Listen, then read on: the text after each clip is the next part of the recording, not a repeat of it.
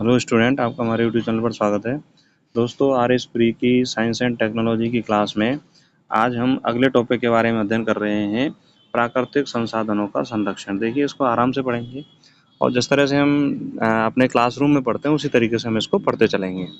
देखिए, RS. Pre की science and technology का जो हमारा सिलेबस है, हमने और अन्य क्लासेस भी ले रखी हैं। काफ़ी सारा सिलेबस, लगभग 80 से 90% जो सिलेबस है हमने समाप्त कर दिया है। तो उन क्लासेस को आप ज़रूर देखें और निश्चित रूप से आपकी तैयारी में वो सहायक होंगी और आपके लिए लाभदायक रहेंगी। तो चलिए हम शुरुआत करते हैं प्राकृतिक संसाधनों का संरक्षण। देखिए, ये क्लास केवल उन्हीं स्टूडेंटों के लिए है जो RS. Pre science and technology की तैयारी कर रहे हैं और एक क्लासरूम की तरह आप अध्ययन करेंगे और आपको निश्चित रूप से साइंस की समझ विकसित होगी और लाभ होगा। तो शुरुआत करते हैं हम प्राकृतिक संसाधनों का संरक्षण। सबसे पहले हम ये समझेंगे कि प्राकृतिक संसाधनों की परिभाषा क्या होती है। हम प्राकृतिक संसाधन कहते किसे हैं? तो प्राकृतिक संसाधन वे सभी भौतिक तत्व जो प्रकृति से निःशुल्क प्राप्त होते हैं, यानी वे सारी चीजें हैं जो प्रकृति हमें फ्री में देती है, उनको हम क्या बोलते हैं? प्राकृतिक संसाधन बोलते हैं। और मानव जीवन के लिए उपयोगी होते हैं, उन्हें प्राकृतिक संसाधन कहा जाता है। जैसे हवा, पानी, मृदा, ये सारी चीजें, पेड़ पौधे, औषधियाँ, ये सब हमें फ्री में मिलते हैं। तो इन्हीं संसाधनों को हम क्या कहते हैं? प्राकृतिक संसाधन कहते हैं। तो प्राकृतिक संसाधन की परिभाषा क्या हो गई?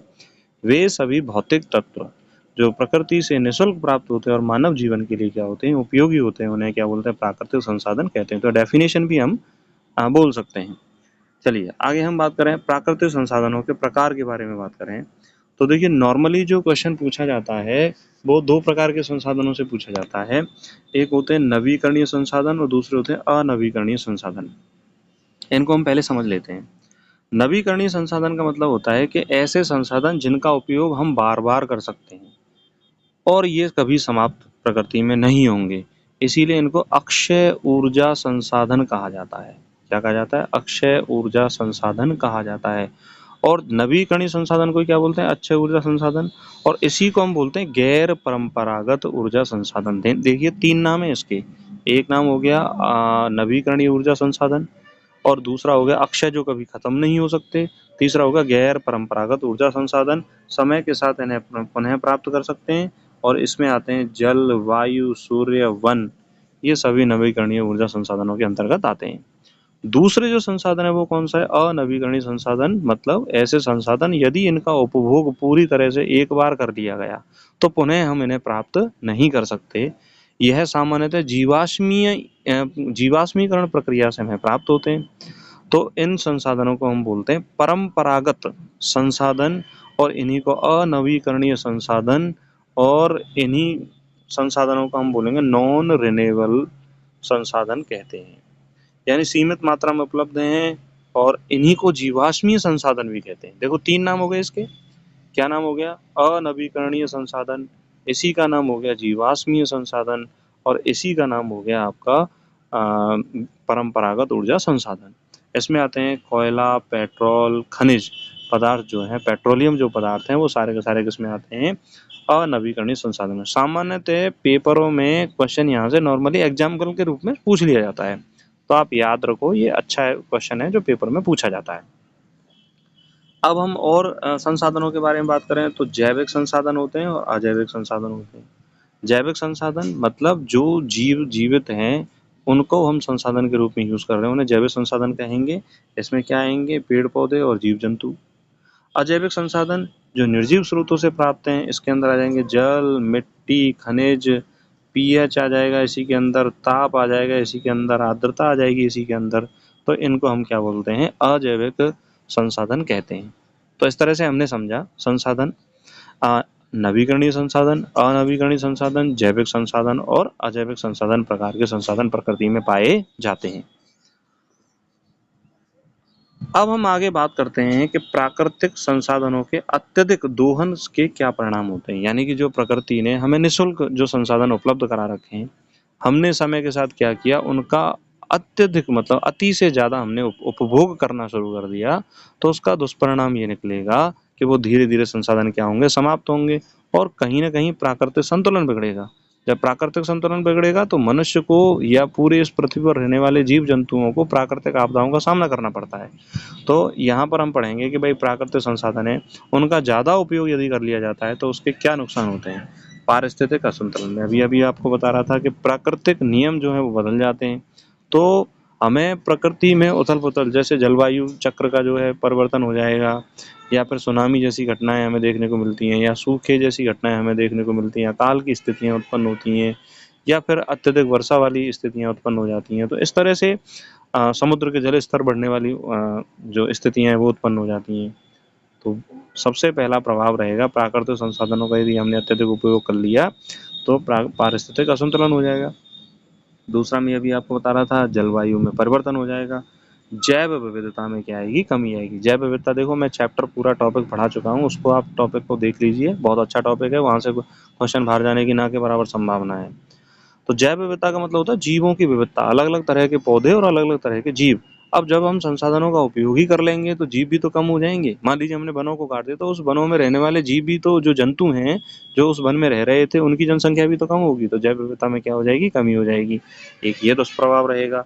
मरुस्थलीकरण, यदि संसाधनों का ज्यादा उपयोग कर लिया जाएगा, वनों का उपयोग कर लिया जाएगा, पेड़ों का काटा जाएगा, तो धीरे धीरे वो जो जमीन है बंजर और मरुस्थल में क्या हो जाती है, बदल जाती है। प्राकृतिक आपदाओं में वृद्धि, अभी अभी हमने चर्चा करी है कि यदि प्रकृति के नियमों से छेड़छाड़ होगी तो प्राकृतिक आपदाएं हो जाती हैं। और खाद्य संकट, भाई खाद्य संकट भी तो होगा, यदि भोजन ही नहीं होगा, भोजन की मात्रा कम हो जाएगी, अत्यधिक उपभोग कर लिया जाएगा, तो खाद्य संकट भी क्या हो जाएगा, बन जाएगा। तो इस तरह से कुछ ये जो परिणाम है वो प्राकृतिक संसाधनों के अत्यधिक दोहन से हमें मिलते हैं। कौन कौन से हैं, पारिस्थितिक असंतुलन, जलवायु परिवर्तन, जैव विविधता में कमी, मरुस्थलीकरण, प्राकृतिक आपदाओं में वृद्धि और खाद्य संकट। ये हमें प्राकृतिक संसाधनों के अत्यधिक उपभोग करने के कारण हमें ये परिणाम प्राप्त होते हैं। अब हम बात करते हैं कि प्राकृतिक संसाधनों के प्रमुख घटक एवं उनके संरक्षण के उपाय, कि भाई प्राकृतिक संसाधनों के कौन कौन से घटक हैं। सबसे पहले हैं वन संसाधनों के बारे में बात करते हैं, वनों के बारे में बात करते हैं। अगर हम वनों की लगातार, अब वन संसाधनों की समस्या क्या है, समस्या है कि वनों की लगातार अदादोत क्या हो रही है, कटाई हो रही है, लकड़ी को काटा जा रहा है, व्यापारिक उद्देश्य से वनों की कटाई होती है, तो अंधाधुंध कटाई से वन कम हो रहे हैं। शहरीकरण और औद्योगिकरण, ध्यान दीजिए, शहरीकरण मरुस्थलीकरण का प्रमुख कारण है। शहरीकरण से ऐसे समझ सकते हो कि आप, जो शहर कम क्षेत्रफल में बसा हुआ था वो आजकल प्लॉटिंग हो रही है, नए नए मकान बन रहे हैं, कॉलोनियां बन रही हैं, तो जहां पर पेड़ पौधे हुआ करते थे वो पूरी तरह से नष्ट हो गए। जब पूरी तरह से नष्ट हो गए तो वन क्या हो गए, धीरे धीरे क्या होते चले जा रहे हैं, समाप्त होते चले जा रहे हैं। नई नई फैक्ट्रियां खुल रही हैं तो वन समाप्त हो गए। तो शहरीकरण के कारण, औद्योगिकरण के कारण जो है वन कम हो रहे हैं। अगली जो वनों की समस्या है वो अवैध लकड़ी व्यापार, यानी लकड़ी के व्यापार के लिए भी वनों को लगातार क्या किया जा रहा है, काटा जा रहा है। तो वन संसाधनों से संबंधित ये प्रमुख समस्याएं हैं कि वनों की अंधाधुंध कटाई, शहरीकरण और औद्योगिकीकरण, और अवैध लकड़ी के व्यापार, जो ये समस्याएं। इनके संरक्षण का उपाय क्या है। संरक्षण के उपाय करने के लिए वन संरक्षण अधिनियम आया 1980 में। देखिए ये क्वेश्चन बहुत मोस्ट इंपोर्टेंट है, परीक्षा की दृष्टि से पूछा जाता है, इसको आप याद रखें। वन संरक्षण अधिनियम भारतीय संसद ने पारित किया 1980 में, और वनों के काटने पर कठोर प्रावधान बनाए कि यदि वनों को काटा जाएगा तो भाई आपको सजा और दंड दिया जाएगा। तो एक तो ये संरक्षण का उपाय है। सामाजिक वानिकी, सामाजिक वानिकी के अंतर्गत पेड़ लगाने पर जोर दिया गया। अब पेड़ लगाएंगे तो भाई जो वन कम हो चुके हैं उनकी क्षतिपूर्ति को पूरा किया जा सकता है। संयुक्त वन प्रबंधन, जॉइंट फॉरेस्ट मैनेजमेंट, देखिए 1990 में भारत सरकार द्वारा शुरू किया गया एक प्रोग्राम था। इसमें कहा गया कि यदि कोई किसान खेती कर रहा है तो खेती करने के साथ साथ यदि वो अपने जो मैड है उसके चारों ओर ऐसे पौधे उगाए जो उसके लिए आर्थिक रूप से भी लाभदायक रहें, तो उसे जॉइंट फॉरेस्ट मैनेजमेंट कहा जाता है। तो दो लाभ होंगे, एक तो वनों में वृद्धि होगी, किसान को भी लाभ होगा, और जो कृषि है वो उससे भी क्या है, वो किसान जो है लाभ प्राप्त कर सकता है। वृक्षारोपण अभियान, देखिए वृक्षारोपण अभियान के द्वारा भी वनों की कमी को क्या किया जा सकता है, पूरा किया जा सकता है। तो वन जो है वो कम हो रहे हैं, उन कमियों को पूरा करने के लिए वन संरक्षण अधिनियम कब आया, 1980 में। सामाजिक वानिकी, सोशल फॉरेस्ट्री के माध्यम से वनों की कमी को पूरा किया जा सकता है। जॉइंट फॉरेस्ट मैनेजमेंट, जीएफएम प्रोग्राम के माध्यम से वनों की कमी को पूरा किया जा सकता है, और वृक्षारोपण अभियान के माध्यम से वनों की कमी को पूरा किया जा सकता है। अगले संसाधन के बारे में बात करते हैं, जल संसाधन। देखिए पृथ्वी का 3/4 हिस्सा है, लगभग 71% भाग यानी 70% जो भाग है वो क्या है, जल है। अब जल संसाधन की समस्या क्या क्या है कि भूजल स्तर में गिरावट। देखिए जब वन कम हुए तो बारिश कम हुई, बारिश कम हुई तो भूजल जो स्तर है वो लगातार, और फिर जो कृषि में भूजल का जब उपयोग किया जाता है तो भूजल स्तर में क्या आती है, लगातार गिरावट आती है। ये जल संसाधन की प्रमुख समस्या है। दूसरा, जल संसाधन में और सबसे बड़ी समस्या ये है कि नदियों का प्रदूषण लगातार बढ़ता जा रहा है।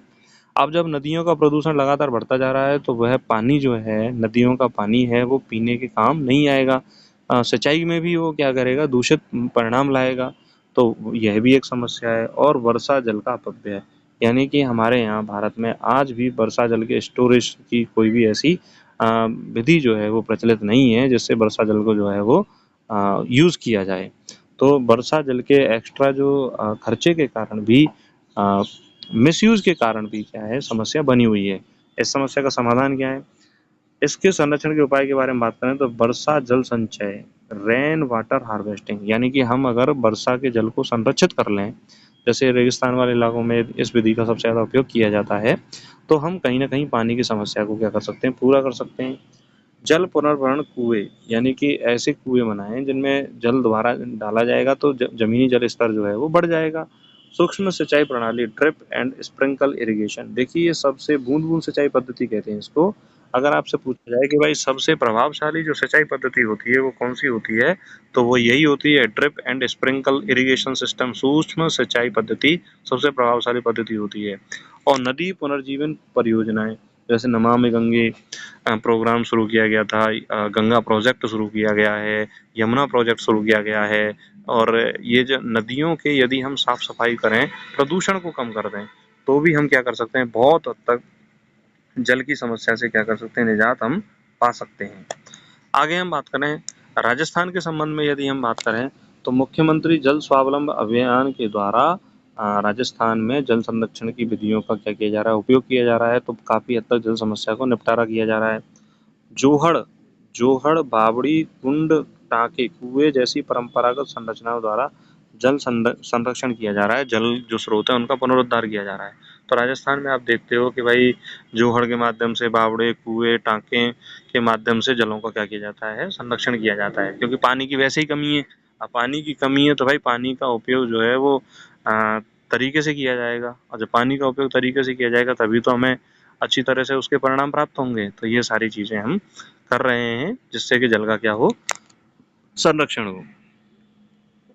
अब हम बात करते हैं मिट्टी संसाधन। मिट्टी संसाधन में मिट्टी में क्या समस्या है? मिट्टी के कटाव और अपरदन की समस्या है। मिट्टी में रासायनिक खादों से प्रदूषण बढ़ता जा रहा है और बंजर भूमि में लगातार वृद्धि हो रही है। तो मिट्टी में क्या है, कटाव और अपरदन के कारण जो है वो समस्या उत्पन्न हो रही है। रासायनिक खादों से प्रदूषण बढ़ रहा है और बंजर भूमि में क्या हो रही है, मृदा में वृद्धि हो रही है। इसके संरक्षण के उपयोग क्या है? टेरेस खेती। टेरेस खेती मतलब कि टेरेस फार्मिंग, ऊंचाई पर खेती करने से जो पर्वतीय इलाके हैं जहाँ पर ऊंचाई पर यदि हम खेती करेंगे तो वो पेड़ की जड़ जो है उसको, कटाव को क्या करेंगे, रोकेंगे। कंटूर प्लोइंग, कंटूर प्लोइंग के माध्यम से भी मिट्टी के कटाव को क्या है, रोका जाता है। हरित पट्टियाँ, ग्रीन जो मफलर हैं, या फिर जैसे समुद्र, सागर के किनारे, नदियों के किनारे और रोड के किनारे हम यदि पेड़ पौधे लगा देते हैं तो उससे भी मिट्टी का कटाव क्या हो जाता है, रुक जाता है। जैविक खेती के माध्यम से हम मिट्टी के जो रासायनिक खादों से जो प्रदूषण हो रहा है उसको हम कम कर सकते हैं और मिट्टी की उपजाऊ क्षमता को क्या कर सकते हैं, बढ़ा सकते हैं। देखो अब लगातार ऐसा नहीं होगा कि भाई लगातार हम ये जैविक खेती वो रासायनिक खाद का उपयोग करते जाएं तो जो मिट्टी की उर्वर क्षमता है वो एक ही बार में जैविक जो गोबर खाद है या जैविक खेती के माध्यम से वृद्धि हो जाए, ऐसा नहीं होगा। 2-3-4 साल बाद ऐसा अच्छा परिणाम मिलता है। और फसल चक्रण के माध्यम से भी हम फसल की पैदावार को बढ़ाते हैं, मिट्टी की पैदावार को बढ़ाते हैं और प्रदूषण को क्या करते हैं, कम करते हैं, मृदा प्रदूषण को। तो इन उपायों के माध्यम से हम मृदा की संरक्षण कर सकते हैं। अब हम बात करते हैं खनिज संसाधनों के बारे में, मिनरल्स रिसोर्सेज के बारे में। मिनरल रिसोर्सेज में क्या समस्याएं हैं? सीमित उपलब्धता। देखिए वर्तमान समय में जो खनिज हैं कहीं भी किसी भी देश में है वो भूगर्भ से प्राप्त हो रहे हैं। अब भूगर्भ से जो खनिज प्राप्त हो रहे हैं तो वो एक सीमित ही तो हैं। इन फ्यूचर वो कभी ना कभी समाप्त हो जाएंगे, तो उनका एक उचित मात्रा में उपयोग करना जरूरी है। लेकिन अति दोहन हो रहा है तो उनका उचित मात्रा में उपयोग की बजाय वो लगातार क्या होते जा रहे हैं, कम होते जा रहे हैं, तो हमें कहीं न कहीं वैकल्पिक रास्ता खोजना होगा। असीमित खनन, अब अनियंत्रित जो असीमित खनन हो रहा है, उससे भी क्या खनिज संसाधन कम हो रहे हैं, और पर्यावरण प्रदूषण के कारण भी खनिज संसाधन क्या होते हैं, कम होते हैं। तो इन खनिज संसाधनों की सीमित उपलब्धता, अनियंत्रित खनन और पर्यावरण प्रदूषण के कारण खनिज संसाधन क्या है, लगातार कम होते जा रहे हैं। इनके संरक्षण का उपाय क्या है? इनके संरक्षण का उपाय है खनिजों का विवेकपूर्ण उपयोग। विवेकपूर्ण उपयोग का मतलब होता है कि भाई खनिजों का उसी हिसाब से उपयोग करो जितनी जरूरत है। उससे एक्स्ट्रा यदि हम उपयोग करेंगे तो हमारे लिए कहीं ना कहीं नुकसानदायक रहेगा। पुनर्चक्रण, रिसाइकलिंग प्रोसेस, मतलब हमने खनिजों से कोई सामान बनाया, तो हमें उसको, मान लीजिए वो वेस्ट हो गया, तो उसको हम रिसाइकल करके कोई दूसरा उसकी वस्तु बना सकते हैं। तो उसका अगर उपयोग करेंगे तो हमें खनिज की कम आवश्यकता होगी। वैकल्पिक ऊर्जा स्रोतों का उपयोग, जैसे सौर ऊर्जा, पवन ऊर्जा, बायोगैस ऊर्जा के माध्यम से हम खनिजों की निर्भरता पर क्या रह सकते हैं, कम रह सकते हैं। जैसे कोयला है, मिट्टी से प्राप्त होता है, तो वो ऊर्जा देने में काम आता है, बिजली में काम आता है। तो हम सौर ऊर्जा के माध्यम से बिजली बनाएं, पवन ऊर्जा के माध्यम से बिजली बनाएं, बायोगैस के माध्यम से बिजली बनाएं, तो हमें इन चीज़ों की जरूरत कम पड़ेगी। पर्यावरणीय प्रभाव आकलन, EIA का आवश्यक बनाना, यानी इस तरह से पर्यावरण पर किन किन चीज़ों के क्या प्रभाव हैं, ऐसी नियमावली यदि हम बना लेंगे तो हम खनिज संसाधनों का विवेकपूर्ण उपयोग कर पाएंगे। और जब विवेकपूर्ण उपयोग कर पाएंगे तो हम खनिज संसाधनों का संरक्षण कर सकते हैं। चलिए, यहाँ तक हम क्लास लेने के बाद अब हम एक क्वेश्चन के माध्यम से आपसे पूछेंगे। कमेंट करके इस क्वेश्चन का आंसर देना है आपको कि संयुक्त वन प्रबंधन JFM की शुरुआत किस वर्ष हुई? वो पहला ऑप्शन है 1970, 1980, 1990 और सन 2000। तो एक कमेंट के माध्यम से आप इस क्वेश्चन का आंसर दें। इसी तरह से लगातार RS प्री की जो क्लासें हैं साइंस एंड टेक्नोलॉजी की, वो चलती रहेंगी और वो आपको प्राप्त होती रहेंगी। जब भी आपको साइंस एंड टेक्नोलॉजी क्लास प्राप्त होगी, वो रात को 9 बजे आपको प्राप्त होगी, और उस क्लास के माध्यम से आप लाभ प्राप्त कर सकते हो। तो इस तरह से आप लगातार हमारे साथ जुड़े रहें, और जो भी स्टूडेंट RS की तैयारी कर रहे हैं, साइंस एंड टेक्नोलॉजी क्लास की तैयारी कर रहे हैं, वो इस चैनल को जरूर सब्सक्राइब करें, अपने दोस्तों को शेयर करें और कमेंट करके बताएं आपको क्लास कैसी लगी। नमस्कार, धन्यवाद।